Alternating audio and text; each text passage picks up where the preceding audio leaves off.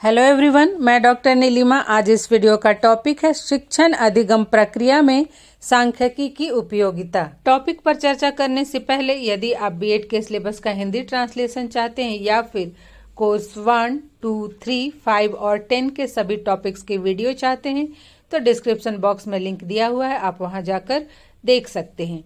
इसके अतिरिक्त भी मेथड पेपर के कॉमन टॉपिक्स के वीडियो, हिस्ट्री मेथड के टॉपिक्स के video, micro teaching, teaching skills, lesson plan कैसे बनाते हैं, प्रैक्टिकल एग्जाम की तैयारी कैसे करते हैं, एग्जाम में किस तरह से आंसर लिखते हैं इत्यादि से संबंधित वीडियो देखने के लिए डिस्क्रिप्शन बॉक्स में प्लेलिस्ट में जाकर लिंक प्राप्त कर सकते हैं।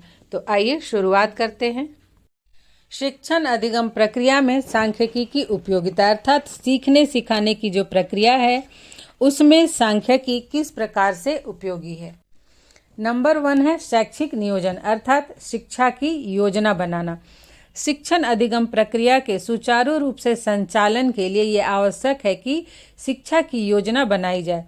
तो शिक्षा की योजना चाहे विद्यालय स्तर की हो, जिला स्तर की हो, राज्य स्तर की हो या फिर देश के लिए हो, इसके लिए पूर्व में जो भी उससे संबंधित योजनाएं बनाकर उसे क्रियान्वित किया गया था उससे संबंधित आंकड़े एकत्रित किए जाते हैं।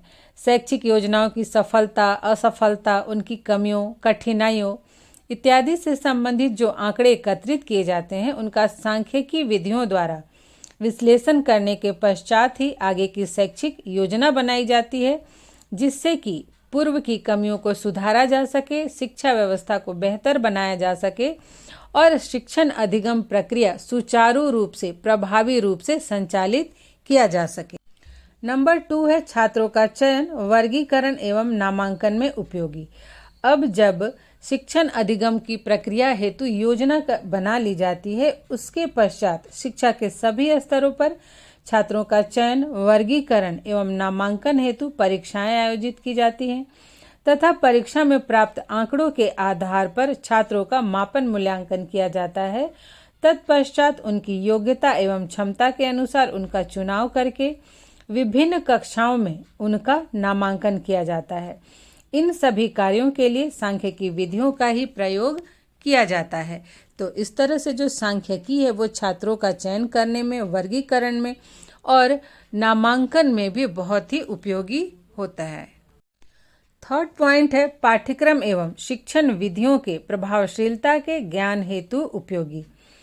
तो कौन सा पाठ्यक्रम एवं कौन से शिक्षण विधि छात्र के लिए सर्वथा उपयुक्त है, इसका ज्ञान भी शिक्षक को पूर्व में उपलब्ध आंकड़ों से ही मिलता है। अर्थात पूर्व में जो भी शिक्षण कार्य किए गए हैं या फिर जो भी विधियां हैं उनके प्रयोग से संबंधित आंकड़े उपलब्ध होते हैं कि कौन सी विधि अधिक प्रभावशील है, किस उम्र के बच्चों के लिए कौन सी विधि का प्रयोग करना चाहिए। तो ये जो आंकड़े हैं इनका विश्लेषण भी विभिन्न प्रकार की सांख्यिकी विधियों से ही किया गया रहता है। शिक्षण अधिगम प्रक्रिया के क्षेत्र में नई नई विधियों का भी प्रयोग किया जा रहा है, नए नए तकनीक अपनाए जा रहे हैं।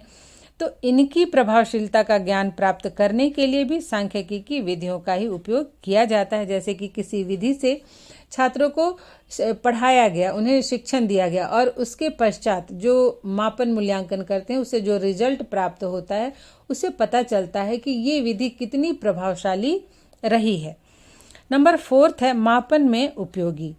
शिक्षण अधिगम प्रक्रिया में छात्र के अधिगम की मात्रा एवं गुणों का मापन करने के लिए विभिन्न प्रकार के परीक्षणों का आयोजन किया जाता है और उन्हें अंक प्रदान किया जाता है, जिसके आधार पर यह ज्ञात होता है कि छात्रों ने कितना सीखा है। छात्रों के अधिगम की मात्रा का या फिर उनके अधिगम के गुणों का मापन करने के लिए भी परीक्षणों का निर्माण करते समय सांख्यिकी की विधियों का सहारा लिया जाता है। परीक्षण की वैधता, विश्वसनीयता, कठिनाई स्तर इत्यादि ज्ञात करने के लिए भी सांख्यिकी विधियों का ही प्रयोग किया जाता है। नेक्स्ट पॉइंट है नंबर 5, आंकड़ों को सरल तथा बोधगम्य बनाना। शिक्षण अधिगम प्रक्रिया में छात्रों के अधिगम से संबंधित जो भी आंकड़े एकत्रित किए जाते हैं सांख्यिकी की विधियों के द्वारा ही आंकड़ों को व्यवस्थित रूप प्रदान किया जाता है, जिससे उसका अध्ययन आसानी से किया जा सके और सरलता से निष्कर्ष निकाला जा सके। अर्थात जो मार्क्स होते हैं वो अव्यवस्थित रूप से होते हैं, लेकिन उसको सीरियली जब हम व्यवस्थित करते हैं तो उसमें सांख्यिकी ही उपयोगी होता है, सहायक होता है। नेक्स्ट है नंबर 6, मूल्यांकन में उपयोगी। शिक्षण अधिगम प्रक्रिया में शिक्षक छात्रों के अधिगम का सर्वप्रथम मापन करते हैं और उसके पश्चात सांख्यिकी की विधियों द्वारा उन आंकड़ों को व्यवस्थित करके उनका वर्णन करते हैं और छात्रों के अधिगम का मूल्यांकन करते हैं, जिससे यह पता चलता है कि छात्रों ने क्या उपलब्धि हासिल की है, क्या सीखा है, कितना सीखा है। अतः छात्रों की उपलब्धि या अधिगम के मूल्यांकन हेतु सांख्यिकी अत्यंत ही उपयोगी है।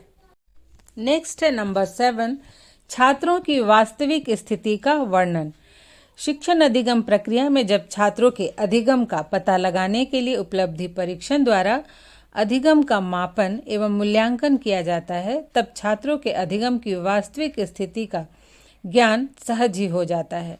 शिक्षक इसे आसानी से यह समझ पाते हैं कि कौन सा छात्र प्रतिभाशाली है, कितने छात्र एवरेज बुद्धि के हैं और कितने छात्र मंद बुद्धि के हैं। अर्थात छात्रों की वास्तविक स्थिति ज्ञात हो जाती है कि कौन से छात्र होशियार हैं, कौन से छात्र पढ़ाई में कमज़ोर हैं, और इसके लिए सांख्यिकी का उपयोग किया जाता है। नंबर 8 है छात्रों का आकलन करने में उपयोगी। शिक्षण अधिगम प्रक्रिया में छात्रों की उपलब्धि का मापन एवं मूल्यांकन करना ही पर्याप्त नहीं होता है, बल्कि इन मापन एवं मूल्यांकन के द्वारा प्राप्त आंकड़ों के वर्णन एवं विश्लेषण के आधार पर छात्रों का आकलन भी किया जाता है, जिससे उनकी प्रगति को समझकर उनका मार्गदर्शन किया जा सके। जैसे मापन के द्वारा उन्हें अंक दे दिया गया और उन अंकों के आधार पर उनका मूल्यांकन किया गया, उन्हें ग्रेड दिया गया, लेकिन इसके बाद आकलन किया जाता है कि किस छात्र ने कितना सीखा, कहाँ किस विषय में उसकी रुचि है, कहाँ उसे दिक्कत हो रही, कहाँ उसे कठिनाई हो रही, किसे किस तरह के मार्गदर्शन की आवश्यकता है। तो ये सब जो कार्य किया जाता है आकलन का, तो जो सांख्यिकी के द्वारा मापन और मूल्यांकन में जो भी आंकड़े प्राप्त हुए उनके वर्णन के आधार पर ही किया जाता है। नेक्स्ट है नंबर 9, भविष्यवाणी करने में सहायक। सांख्यिकी द्वारा छात्रों के अध्ययन के आधार पर जो भी परिणाम मिलते हैं वे शुद्ध, विश्वसनीय तथा वस्तुनिष्ठ होते हैं, ऐसा सभी हम जानते हैं। ऐसे परिणामों के आधार पर छात्रों के संबंध में भविष्यवाणी भी की जा सकती है। अर्थात जो भी छात्र की उपलब्धि होती है उसके आधार पर छात्रों के भविष्य के विषय में भविष्यवाणी की जाती है कि वो भविष्य में क्या बनेगा, क्या करेगा, ये बताया जा सकता है। नेक्स्ट है नंबर 10, उपलब्धि परीक्षणों का निर्माण एवं मानकीकरण हेतु उपयोगी।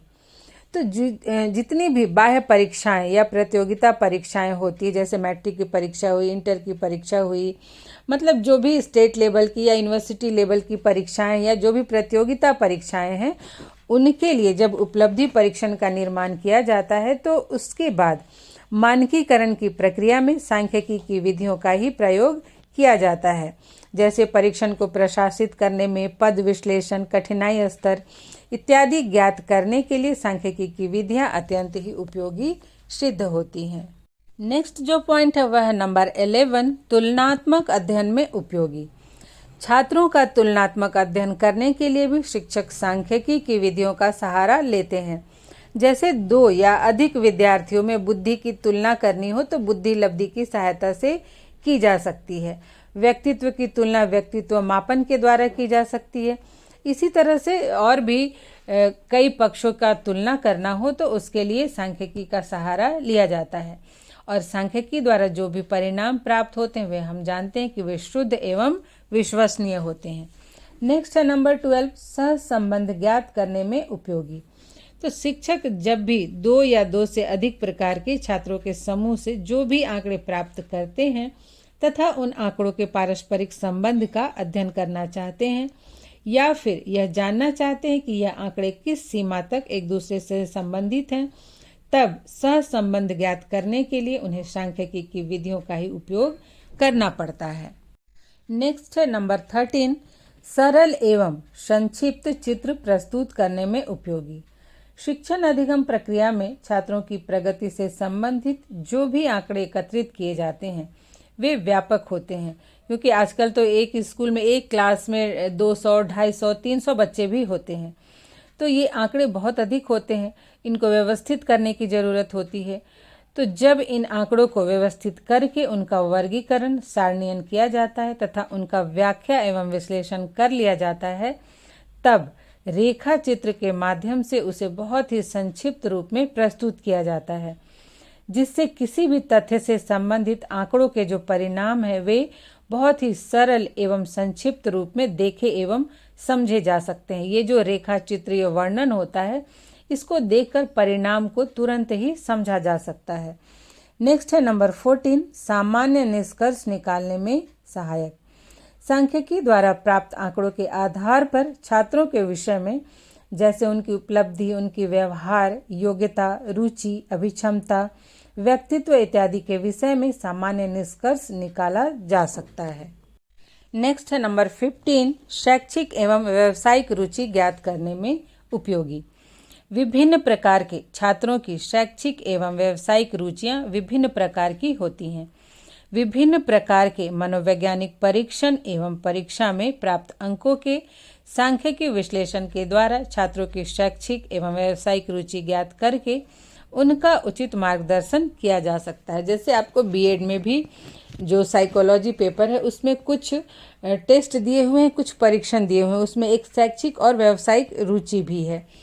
तो इनके द्वारा ये जो परीक्षण होते हैं, इनका परीक्षण जब किया जाता है तो इसका निर्माण भी सांख्यिकी विधियों के द्वारा ही किया गया है, उसकी सहायता से ही किया गया। और जब परीक्षण होता है तो जो हम उसके परिणाम निकालते हैं या जो उसका रेखा चित्र बनाते हैं, उसमें भी सांख्यिकी का उपयोग करते हैं। नेक्स्ट है नंबर 16, अभिवृद्धि मापन में उपयोगी। छात्रों की अभिवृद्धि का मापन करने के लिए भी अभिवृद्धि मापन से संबंधित मनोवैज्ञानिक परीक्षणों का प्रयोग करके छात्रों की अभिवृद्धि का पता लगाकर उन्हें उचित मार्गदर्शन दिया जा सकता है। नेक्स्ट है नंबर 17, व्यक्तित्व मापन में उपयोगी।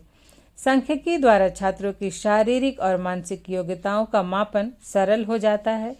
आज के युग में विभिन्न प्रकार के मनोवैज्ञानिक परीक्षणों का प्रयोग करके सांख्यिकी विधियों द्वारा छात्रों की अनेक प्रकार के व्यवहार, व्यक्तित्व संबंधी समस्याओं का मापन किया जाता है और उनकी समस्याओं का हल प्रदान किया जाता है, और ये सब सांख्यिकी के द्वारा ही सरल हो पाया है। नेक्स्ट है नंबर 18, छात्रों की कठिनाइयों का निदान करने में उपयोगी। तो शिक्षण अधिगम प्रक्रिया में विभिन्न प्रकार के परीक्षणों के द्वारा जब छात्रों का मापन, मूल्यांकन एवं आकलन कर लिया जाता है, उसके पश्चात छात्रों के अधिगम संबंधी विभिन्न कठिनाइयों का ज्ञान प्राप्त हो जाता है कि छात्र को अधिगम में या फिर छात्र के किसी विषय के अधिगम में कहाँ क्या कठिनाई है, उसके कारण क्या है। तो इसके बाद उसके कठिनाई के कारणों का पता लगाकर उनका समाधान प्रस्तुत किया जा सकता है। नेक्स्ट है नंबर 19, शिक्षक के लिए उपयोगी। अब शिक्षक चूँकि शिक्षण अधिगम प्रक्रिया का एक बहुत ही महत्वपूर्ण भाग है, तो उसके लिए तो सांख्यिकी उपयोगी होगी ही। अपने शिक्षण कार्य की प्रभावशीलता का ज्ञान प्राप्त करने के लिए एक शिक्षक के लिए सांख्यिकी की विधियां अत्यंत ही महत्वपूर्ण होती हैं, उपयोगी होती हैं, क्योंकि विभिन्न प्रकार के परीक्षणों द्वारा शिक्षक जो भी आंकड़े प्राप्त करते हैं, उन सब का विश्लेषण करके छात्रों के संबंध में निष्कर्ष निकालने के लिए उन्हें सांख्यिकी की विधियों पर ही निर्भर रहना पड़ता है। टीचर ही एग्ज़ाम भी लेते हैं, कॉपी करेक्शन करते हैं और उसके मार्क्स भी देते हैं और छात्रों का मूल्यांकन भी करते हैं कि कौन सा छात्र पढ़ने में तेज है, कमज़ोर है। छात्रों को ग्रेड प्रदान करते हैं, उनका आकलन भी करते हैं कि किस छात्र में क्या गुण है, क्या कमियां हैं, कहाँ सुधार की ज़रूरत है। और अंत में विद्यालय प्रबंधन एवं प्रशासन में उपयोगी नंबर 20, विद्यालयों में आय व्यय का लेखा जोखा रखने, विद्यालय में प्रवेश करने वाले छात्रों की संख्या, विद्यालय छोड़ने वाले छात्रों की संख्या, शिक्षकों के विषय में रिकॉर्ड रखने के लिए, और जो भी कार्य किए जाते हैं विद्यालय में, चाहे वो शिक्षण अधिगम प्रक्रिया से संबंधित हो और या फिर वहाँ के सामान संसाधनों के रख रखाव से संबंधित हो, मतलब संपूर्ण व्यवस्था के सुचारू रूप से संचालन के लिए विद्यालय प्रबंधन को भी सांख्यिकी विधियों की आवश्यकता पड़ती है। उसकी सहायता से वे अपने कार्य को बहुत ही व्यवस्थित तरीके से चला पाते हैं। नेक्स्ट है नंबर 21, प्रतिदर्श के चयन में उपयोगी। तो शिक्षकों को जब भी बड़े छात्र समूह का मनोवैज्ञानिक परीक्षण करना होता है, तब उन्हें छात्रों के समूह में से कुछ छात्रों का चुनाव प्रतिदर्श के रूप में करना होता है। प्रतिदर्श का चुनाव करने में सांख्यिकी विधि अत्यंत ही सहायक सिद्ध होती है। उसी तरह से जब विद्यार्थी भी उच्च स्तर पर सर्वेक्षण करते हैं, अनुसंधान करते हैं, उस समय भी विद्यार्थी बड़े समूह से सैंपल का चुनाव करने के लिए सांख्यिकी विधियों का सहारा लेते हैं। अर्थात शिक्षक हो या विद्यार्थी हो, जब भी वो कोई परीक्षण करते हैं, अनुसंधान करते हैं, तो वो बड़े समूह का तो कर नहीं सकते, तो उसमें से कुछ लोगों को सैंपल के रूप में चुनते हैं और उस पर ही अध्ययन करते हैं। तो ये चुनाव करने में सांख्यिकी विधि अत्यंत ही सहायक होती है, उपयोगी होती है। और अंत में नंबर 22, शैक्षिक अनुसंधान, नियोजन, सर्वेक्षण, मूल्यांकन में उपयोगी।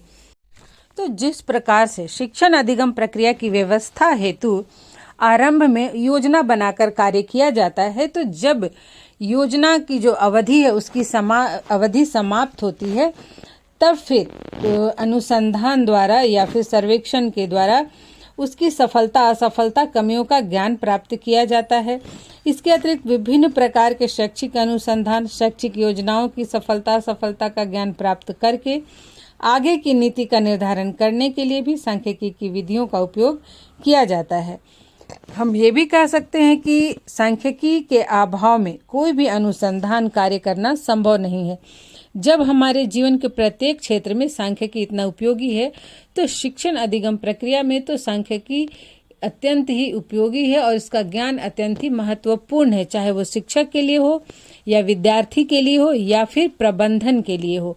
तो सभी इसका उपयोग करते हैं, जिससे कि इस प्रक्रिया को, शिक्षण अधिगम प्रक्रिया को सुचारू रूप से चलाया जा सके। तो आशा करती हूँ ये वीडियो आपके लिए हेल्पफुल होगा। मिलते हैं नेक्स्ट वीडियो में।